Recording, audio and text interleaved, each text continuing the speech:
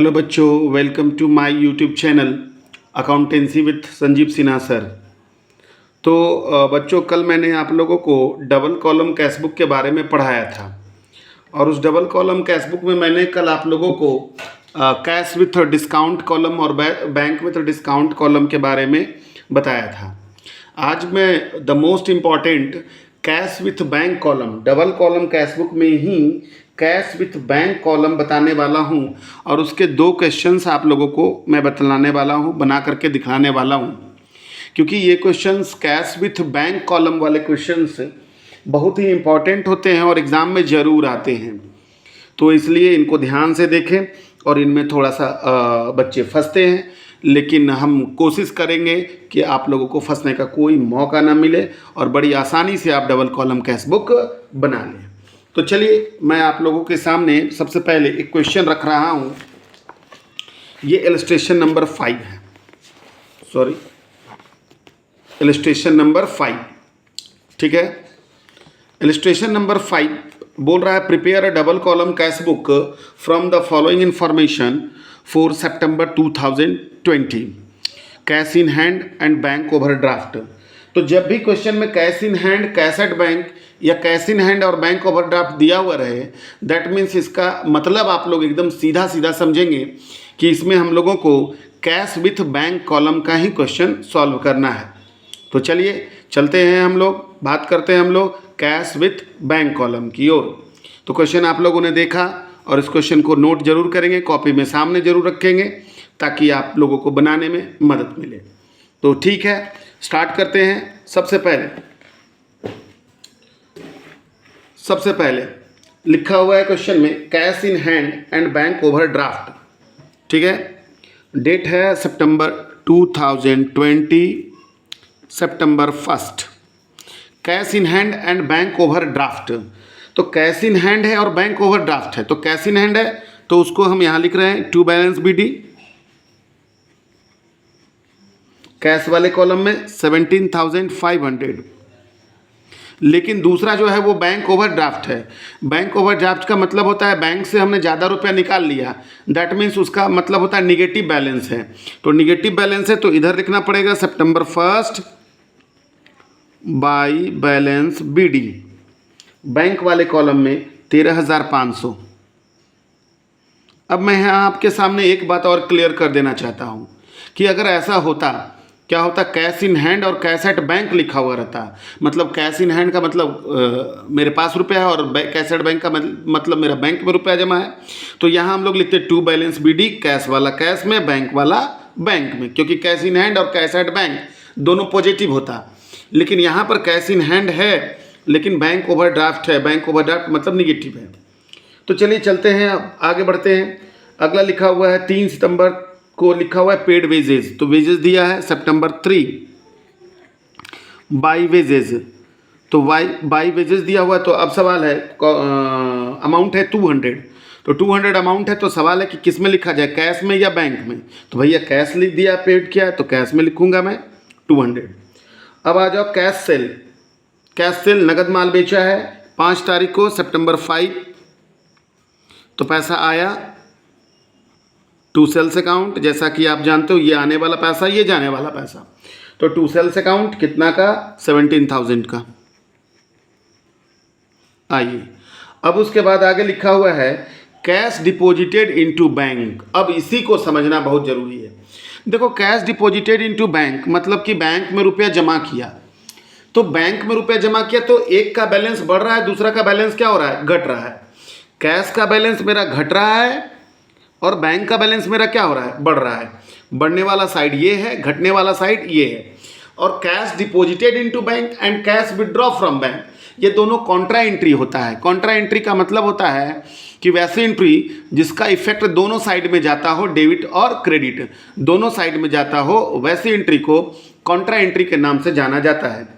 तो यहाँ लिखा हुआ है कैश डिपॉजिटेड इनटू बैंक, मतलब बैंक में रुपया क्या करा, जमा करा। तो जब बैंक में रुपया जमा करेगा तो बैंक का बैलेंस बढ़ेगा और कैश का बैलेंस घटेगा। तो बैंक में रुपया जमा किया 14,000। तो देखो इसको कैसे बनाते हैं आराम से। मेरा बैंक का बैलेंस बढ़ रहा है 14,000, नाम यहाँ मैं दूंगा टू कौन सा अकाउंट? Cash account. तो बैंक का बैलेंस बढ़ा और कैश का बैलेंस क्या हो गया? घट गया। तो नाम मैं यहाँ दूंगा बाई बैंक अकाउंट, और इन दोनों के सामने मैं लिखूंगा सी का मतलब कॉन्ट्रा एंट्री, वैसी एंट्री जिसका प्रभाव दोनों साइड्स पे पड़ता हो। सितंबर 10, यहाँ भी सितंबर कितना 10। अब आ जाइए, नेक्स्ट है goods purchase and paid by cheque. माल खरीदा, भुगतान चेक द्वारा करा। कितना तारीख को? 15 सितंबर 15 by purchase account. Amount bank में चला जाएगा कितना? 12,000। ठीक है। नेक्स्ट है आपका पेड रेंट। रेंट पेड करा 20 तारीख को, कुछ नहीं बोला कैसे पेड करा, तो कैश मानेंगे। बाय रेंट अकाउंट कितना पेड किया है? 500। नेक्स्ट है आपका due from bank for personal use. अपने यूज के लिए बैंक से रुपया निकाला, तो अपने यूज को हम लोग ड्राइंग्स कहते हैं। तो यहां पर लिखते हैं सितंबर 25 by drawings account. Amount bank में चला जाएगा, कितना निकाला है? तो 400। नेक्स्ट है पेड सैलरी। पेड सैलरी का मतलब सैलरी पेड करा, तो लिखते हैं 26 बाई सैलरी, है ना, अमाउंट 1000। ठीक है। तो ये मैंने सारा लिख दिया, है ना। इसमें से केवल ख्याल ज़्यादा रखना है किसका? तो ये कॉन्ट्रा वाली एंट्री का, वैसी एंट्री जिसका प्रभाव दोनों साइड्स पे पड़ता हो। अब मैं बैलेंस गिरा रहा हूँ, तो सबसे पहले तो देखता हूँ मैं किसका बैलेंस? कैश का। तो कैश तो हमेशा यही बड़ा होता है, 34,500 0 0 5 और 2 7 7 8 15 4 1 5 9। हाँ, और हो गया, कितना हो गया, है ना, बस 9,000। एक मिनट, 0 का 0 0 का 0 5 और 2 7 8 15, कैरी 1 हो गया, और 1 और 4 5 5 6 6 और 6 और 8 6 और 8 24 और 1 8,800, सॉरी 1 और 1, ये हो गया मेरा बाई बैलेंस CD। अब आ जाओ बैंक वाले कॉलम में। तो बैंक वाली कॉलम में हम लोग बैलेंस देखो, ये बड़ा हो रहा है 0 0 5 4 9 3 2 5 और 1 1 2, 5 4 9 3 2 5। यहाँ पर मैंने इसका बैलेंस गिराया 0 0 9 4 और 1 5 और 1 और 1 2। इसका मैंने इधर लिखा टू बैलेंस CD। अब ये जो है इधर ट्रांसफ़र हो जाएगा बाई बैलेंस BD 11,900, और ये इधर टू बैलेंस BD कितना? 18,800। तो ये मैंने आप लोगों को बताया कौन सा? तो double entry, double column cash book में कैश विथ बैंक कॉलम। एक क्वेश्चन मैं और इसमें आप लोगों को बताने वाला हूं ताकि कंसेप्ट पूरा क्लियर हो जाए। तो चलिए नेक्स्ट क्वेश्चन की ओर चलते हैं। तो सबसे पहले मैं उस क्वेश्चन को, है ना, आपके सामने रखता हूं।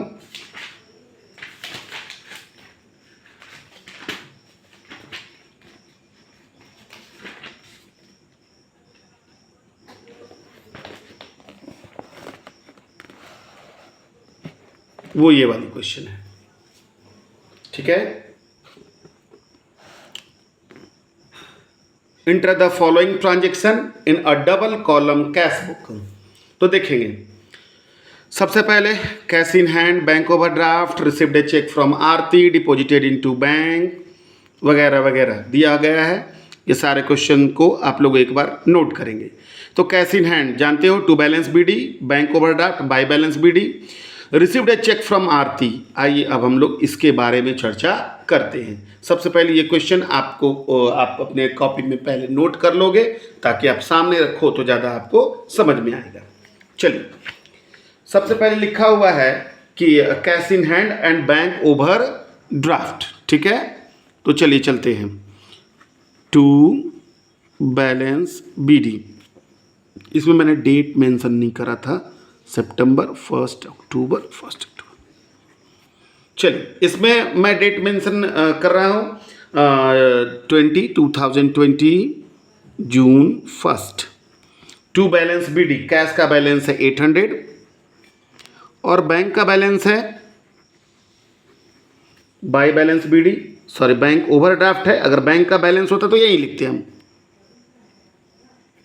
ठीक है, तो cash in hand bank over draft मैंने लिखा, लेकिन अगर कैश इन हैंड और बैंक कैश एट बैंक रहता तो बस टू बैलेंस BD, कैश वाला कैश में, बैंक वाला बैंक।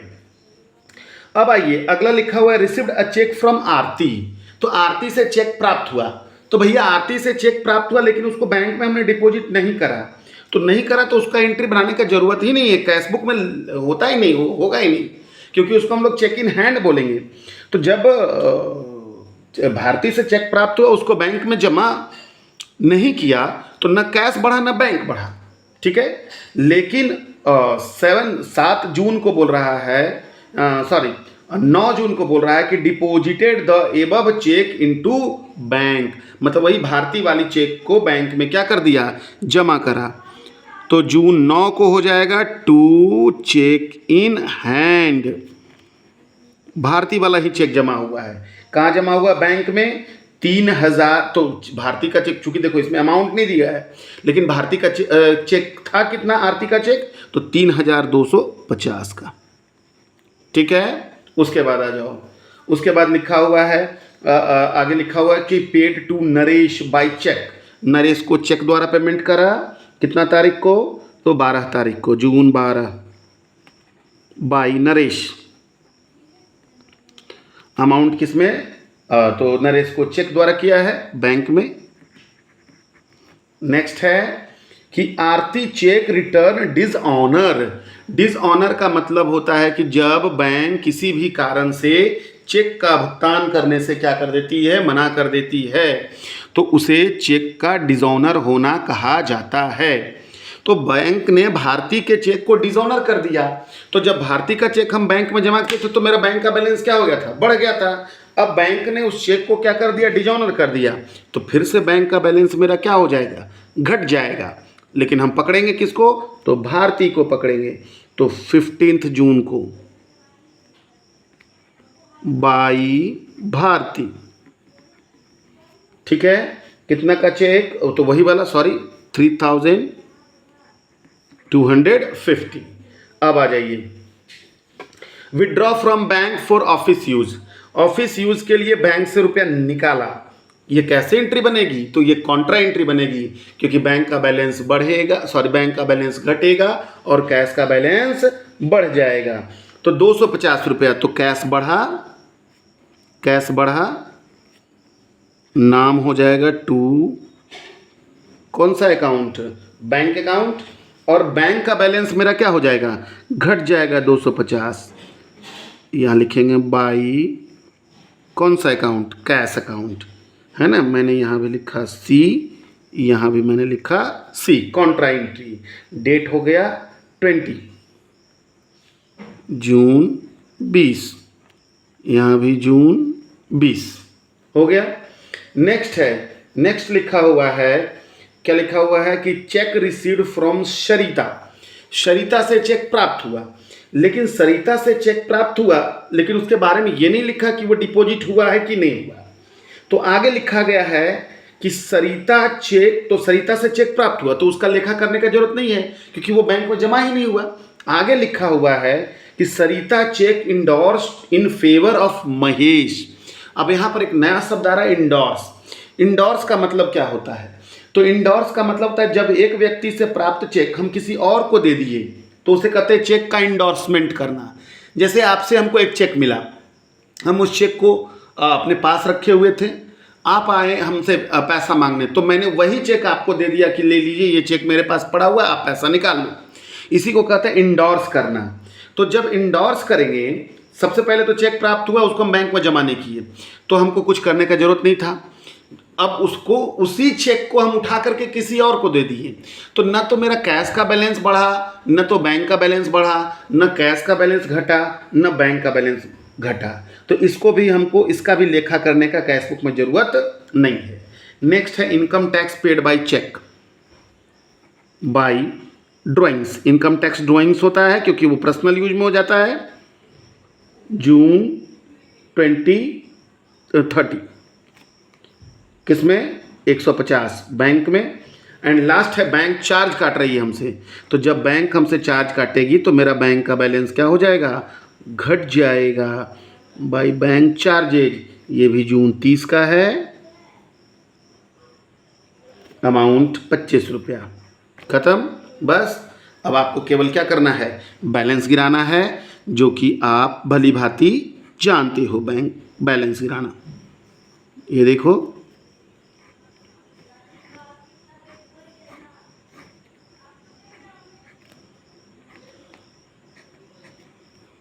सबसे पहले कैश का, तो कैश में तो इधर ही केवल आइटम है 1050, 1050 बाय बैलेंस CD 1050 जून का 30, जो कि ट्रांसफ़र इधर हो जाएगा टू बैलेंस BD के नाम से 1050। अब आ जाओ बैंक में, आ जाओ। तो बैंक में आ जाओ तो देखो बैंक का ये कॉलम बड़ा हो रहा है, इसको मैं जोड़ता हूँ, है ना। तो 5 और 5 10, 5 2 7 5 12 5 17, 2 19, 19 और 1 20, कैरी 2 बच गया, 2 और 7 9, 4 13, 13 13 2 15, 17 1 18, कैरी 1, 5 2 7 3 10 और 1 11,800। यहाँ भी मैंने लिखा है 11,800। 0 5 और 5 10, कैरी 1 हो गया, 2 और 1 3, 3 और 5 8, है ना। कैरी कितना हुआ? कुछ नहीं, 3 3 3 8 3 11, 8,550 टू बैलेंस CD, जो कि इधर ट्रांसफ़र हो जाएगा बाई बैलेंस BD के नाम से बैंक वाले कॉलम में 8,550। डेट इसमें 1 जुलाई, अगले महीने की पहली तारीख, यहाँ जून 30, है ना। तो ये था मेरा आप लोगों के लिए double column cash book, cash with bank column, जो कि आपके एग्ज़ाम के लिए बहुत ही इम्पॉर्टेंट है। सो प्लीज़ इसको बेहतर तरीके से देखें, बनाने का प्रैक्टिस कर लें, ताकि आप एग्ज़ाम में जाके इसको बहुत ही बेहतर तरीके से हल कर सकें। Thank you.